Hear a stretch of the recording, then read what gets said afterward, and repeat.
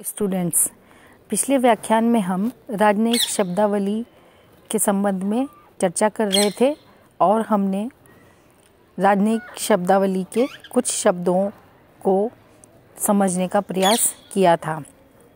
उससे आगे हम आज कुछ अन्य राजनयिक शब्दावली के संबंध में चर्चा करेंगे। सबसे पहले है दूतावास प्रेस। हमने चर्चा कर ली थी कि दूतावास प्रेस का मतलब है राजदूत द्वारा अपने देश के लिए लिखित प्रतिवेदन और संदेश अन्य को भेजे जाते हैं और इनको विशेष संदेशवाहक के द्वारा डाक के थैले में ले जाया जाता है और इस डाक थैले को कोई भी नहीं खोल सकता है। और जिस दिन यह थैला लाया और ले जाया जाता है और उन दिनों तक वो डाक दिवस या बैग डे कहा जाता है। इसके बाद जो शब्द है वो है यौद्धिक अधिकार, बेलिग्रेंट राइट्स। जो राज्य युद्ध में संलग्न होते हैं उन राज्यों को अंतर्राष्ट्रीय कानून के अधीन कुछ विशेष अधिकार और कर्तव्य मिलते हैं। इन्हें यौद्धिक अधिकार कहा जाता है और इन अधिकारों की बड़ी लंबी चौड़ी सूची है। जैसे कि जो युद्ध में रत राज्य होते हैं उनको ये अधिकार होता है कि वे अपने शत्रु के तटों और बंदरगाहों पर घेरा डाल दें या नाकेबंदी कर दें और इस प्रकार से शत्रु के राज्य के व्यापारिक संबंध को समाप्त कर दें। इस प्रकार के अधिकार यौद्धिक अधिकार कहलाते हैं क्योंकि वो युद्ध में रत होते हैं। एक अन्य शब्द है समर्पण संधि, कैपिटुलेशंस। समर्पण संधि के अंतर्गत समर्पण की शर्तें निहित होती हैं और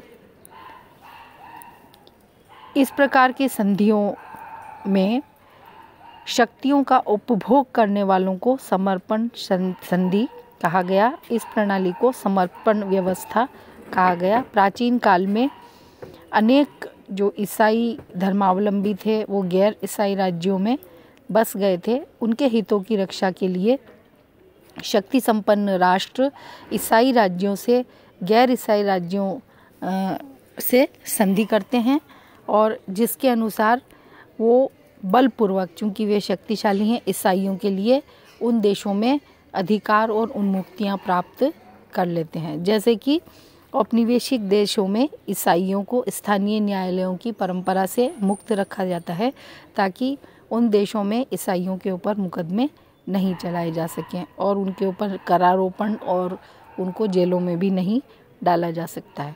इस प्रकार की संधियों को समर्पण संधि की संज्ञा दी जाती है और इसके अनुसार शक्ति का उपभोग करने वालों को समर्पण शक्तियाँ कहा गया और इस प्रणाली को समर्पण व्यवस्था कहा जाता है।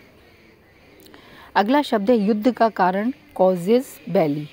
जब कोई राज्य किसी दूसरे राज्य के विरुद्ध कोई उत्तेजनात्मक कार्रवाई करता है या भड़काने वाली जो कि युद्ध को बढ़ावा दे, उस आधार पे दूसरे राज्य को युद्ध की घोषणा करने का न्यायपूर्ण अधिकार प्राप्त हो जाता है क्योंकि वो राज्य ये समझता है कि हमारे विरुद्ध कार्यवाही की गई है और हमें युद्ध की घोषणा करने का अधिकार है।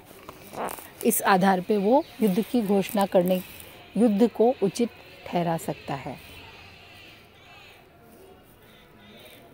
महामंत्रालय, चांसलरीज एंड चांसेरी।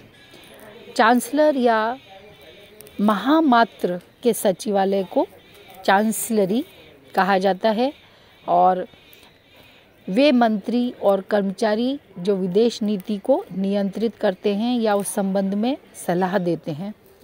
चांसलरी किसी राजनयिक प्रतिनिधि के कार्यालय को कहा जाता है जिसमें कि फर्स्ट, सेकंड और थर्ड लेवल के सेक्रेटरी और अन्य असिस्टेंट और लिपिक्स इसमें शामिल होते हैं।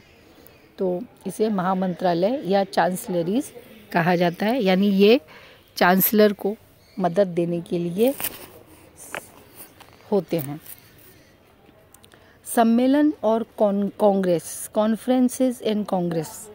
अंतर्राष्ट्रीय कानून की दृष्टि से दोनों ही शब्दों में कोई अंतर नहीं है। कांग्रेस शब्द सम्मेलन की अपेक्षा ज़्यादा बड़ा है, व्यापकता का प्रतीक है। इसके अलावा इन दोनों में कोई फ़र्क नहीं है।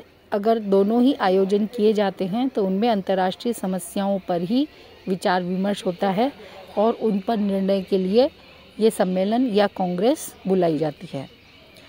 अगला शब्द है कार्यदूत, चार्ज डी अफेयर्स। कार्यदूत वो होते हैं जो एक देश के विदेश विभाग के द्वारा भेजे जाते हैं, दूसरे देश के विदेश विभाग में उनको ग्रहण किया जाता है।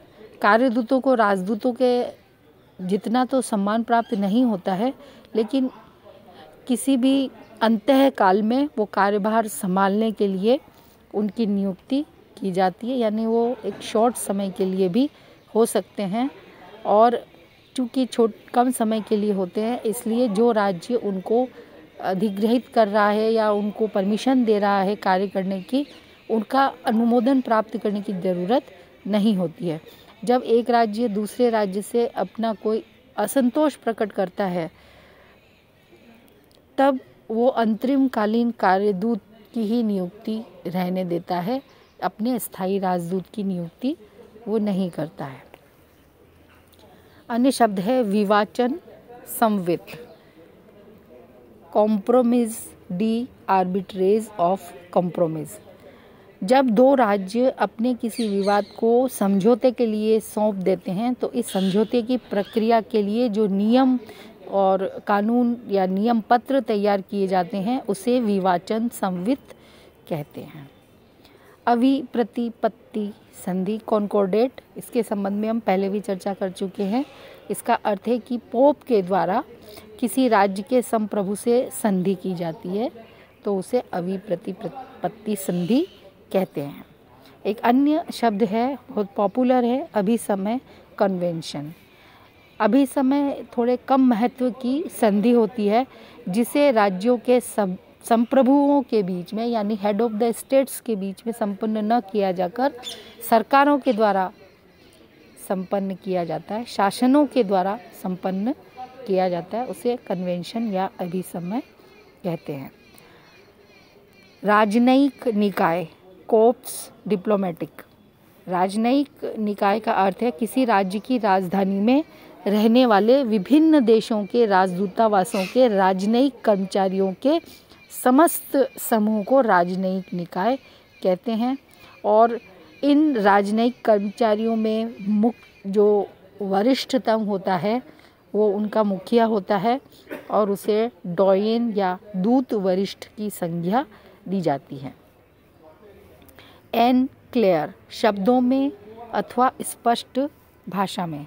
एनक्लेयर का मतलब है यदि कोई राजनयिक डिप्लोमेटिक तार सांकेतिक भाषा में न भेजकर साधारण भाषा में भेजा जाता है तो उसे स्पष्ट भाषा में भेजा गया तार कहते हैं, एनक्लेयर टेलीग्राम कहा जाता है।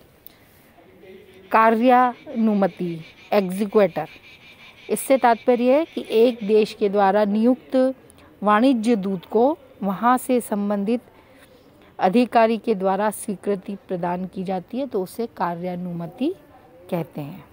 एक्स्ट्राडिक्शन या प्रत्यर्पण, ये एक ऐसी संधि है जिसमें कई राज्य आपस में समझौता करते हैं कि यदि एक राज्य का अपराधी दूसरे राज्य में प्रवेश करेगा तो दूसरा राज्य उसे पहले राज्य को लौटा देगा, और ये संधियां राजनीतिक और धार्मिक अपराधियों पर लागू नहीं होती है। पूर्ण शक्ति या पूर्णाधिकार, फुल पावर। जब कोई डिप्लोमेटिक प्रतिनिधि या कोई भी अन्य अधिकर्ता किसी सम्मेलन या कांग्रेस में प्रतिनिधित्व करने के लिए भेजा जाता है तो उसकी सरकार उसे पूरी शक्ति प्रदान करती है जिससे कि वो संधि या अभिसमय पर सरकार की ओर से हस्ताक्षर करने का अधिकारी बन जाता है और इसे ही पूर्ण शक्ति या पूर्णाधिकार, फुल पावर्स कहा जाता है। गुड ऑफिसेस, सुसंबंध प्रयोग। जब दो विरोधी राज्यों के मध्य समझौता कराने के लिए तीसरा राज्य दोनों पक्षों के साथ अपने अच्छे संबंधों के कारण दोनों के बीच में संदेशवाहक का कार्य करता है तो इस कार्य को सुसंबद्ध प्रयोग या गुड ऑफिसेस कहा जाता है। इसमें और मध्यस्थता में अंतर होता है। मध्यस्थता में मध्यस्थ व्यक्ति या शासन को स्वयं भी संधि वार्ता में भाग लेना पड़ता है, लेकिन सुसंबद्ध प्रयोग में ऐसा नहीं किया जाता है। इसमें दो राज्यों के बीच में ये राज्य संदेशवाहक राज्य का ही कार्य करता है। एक अन्य शब्द है निर्बाध गमन, लेसेस पैसर। निर्बाध गमन का अर्थ है कि एक राज्य के कर्मचारी राजकीय कार्य से दूसरे देश में जाते हैं तो उस देश के राजदूतावास में उनकी सुविधा के लिए वहाँ के जो भी चुंगी अधिकारी होते हैं उनके नाम एक सिफारिशी पत्र लिखा जाता है, ताकि सीमा प्रवेश के समय उन राजदूतों की तलाशी या उन लोगों की तलाशी नहीं ली जाए। इस पत्र को निर्बाध गमन पत्र कहा जाता है, यानी कि वो उस देश में बिना किसी बाधा के इधर उधर जा सकते हैं। Keep learning, keep growing.